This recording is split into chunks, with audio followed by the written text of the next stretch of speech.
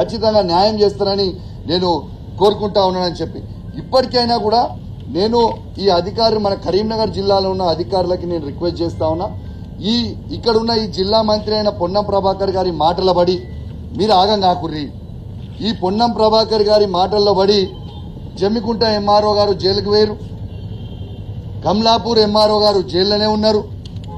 ఈయన మాత్రం మంచిగా తిరుగుతున్నాడు అధికారులను ఇరికిస్తున్నాడు ఈయన మంచిగా సపడేకుంటున్నాడు ఈయన ఇల్లీగల్ పనులు ఏమంటే మీరు దయచేసి మీరు చేసి ఆయన మాటల ట్రాప్లో పడి మీరు ఇబ్బంది పడకుండా అని చెప్పి నేను సందర్భంగా తెలియజేస్తా ఉన్నాను ఖచ్చితంగా నేను కూడా రేపు నేను కూడా స్పీకర్ గారి దగ్గరికి పోయి ప్రివిలేజ్ మోషన్ ఖచ్చితంగా డిఓ గారి మీద సిఓ గారి మీద ఖచ్చితంగా నేను మూవ్ చేస్తా అని చెప్పి కూడా ఈ సందర్భంగా మీ ద్వారా తెలియజేస్తా ఉన్నాను ఖచ్చితంగా వీళ్ళకి ప్రివిలేజ్ మోషన్ మూవ్ చేస్తాం రేపు అసెంబ్లీలో కూడా ఈ మాటని మేము గలమెత్తాం ఈ కేసులు ఎట్లా పెడతారని చెప్పి కూడా మేము ఖచ్చితంగా అడుగుతామని చెప్పి కూడా ఈ సందర్భంగా తెలియజేస్తా ఉన్నాం ఇంకోటి కూడా చెప్తా ఉన్నాం మీకు ఈ ప్రభుత్వానికి చెప్తా ఉన్నాం మీరిట్లా మా మీద ఒత్తిళ్లు పెట్టి కేసులు పెట్టిస్తే ఈడ మేము భయపడేటోళ్ళం కాదు ప్రజల సమస్యల మీద ఖచ్చితంగా కొట్లాడతాం మా గలం ఇప్పుతాం మీరు ఇచ్చిన 6 గ్యారెంటీలు ఇచ్చే వరకు మేము మీ వెంట పడతాం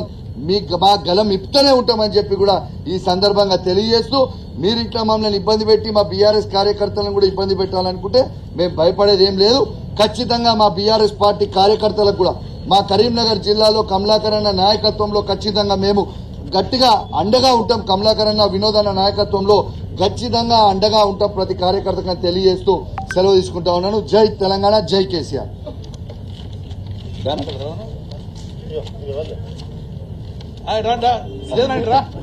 ప్రివిలేజ్ కమిటీ ఖచ్చితంగా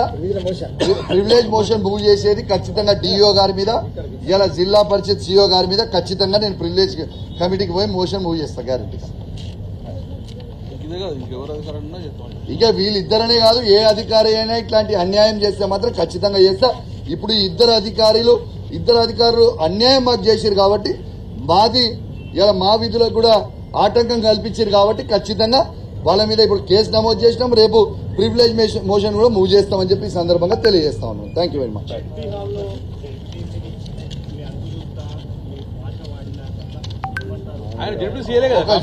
ఒక నిమిషం ఫస్ట్ థింగ్ అలాగే ఒక నిమిషం అని ఇచ్చింది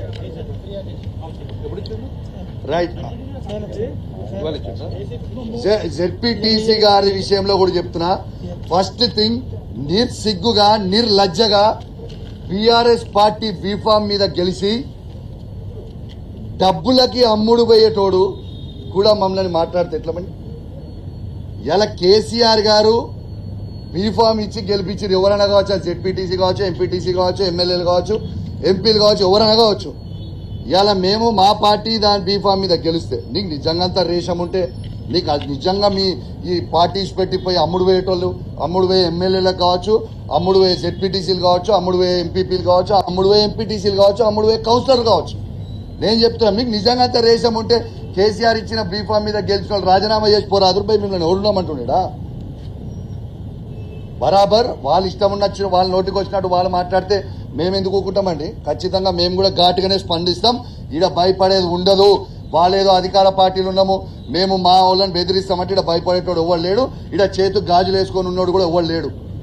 101% వాళ్ళు చేసేది అన్యాయం వాళ్ళు చేసేది తప్పు అసలు అక్కడ ఉన్న జెడ్పీటీసీ ఒక rowdy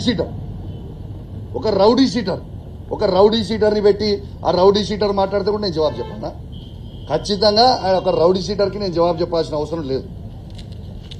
thank you very much